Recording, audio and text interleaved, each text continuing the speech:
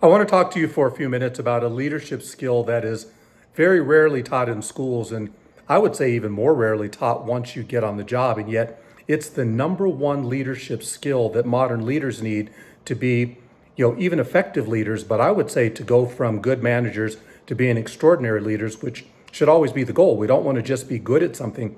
The goal should be to be great at it if that potential is there.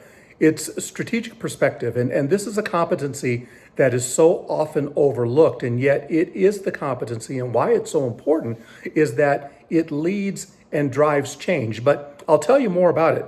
Strategic perspective, listen to this, has a long-term perspective of the organization's goals by understanding key business drivers, navigating ambiguity and complexity, and helping others understand the organization's vision and objectives. Now, it's clear that if you're able to do that well, or you are able to do it at an extraordinary level, you are of tremendous value to your company.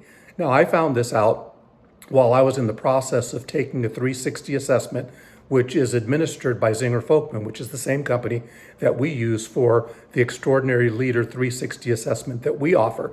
And perhaps more on that in a while, but I think most importantly, what I want to talk about is how this information and the feedback that I receive for others is helping me now to develop this skill of strategic perspective, which is hugely important to my personal development, but also to the company that I work for. Now, here's a couple of things. There's 5 things that you can do right now to develop your strategic perspective, and these are other competencies that support the development of that skill. They are fostering innovation. If you are good at that, or you are developing that, that is going to help enhance your strategic perspective. Communicating powerfully, that's another one. How about establishing stretch goals, or focusing on the customer, or even inspiring others? These are all, I'm going to say, they're not secondary competencies. They're important competencies, but they are some of the competencies that support your strategic perspective overview and also your goal to get better at it.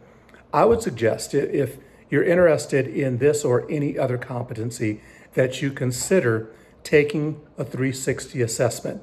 And I would certainly love to help you through that process, but don't lose sight of the end goal. And if it's something that you are good at already, let's see if we can get you to great at. And if it's a competency or a skill that you could be lacking in, and yet you recognize how important it is to your personal and your professional development, then it's something that we can look into. But strategic perspective is something that regardless of what you do, and I'm finding this out, getting rid of the ambiguity, being able to have clear vision for what the future could look like, and even being committed to helping to learn so you can drive that change within your working community, it is an invaluable asset to your employer.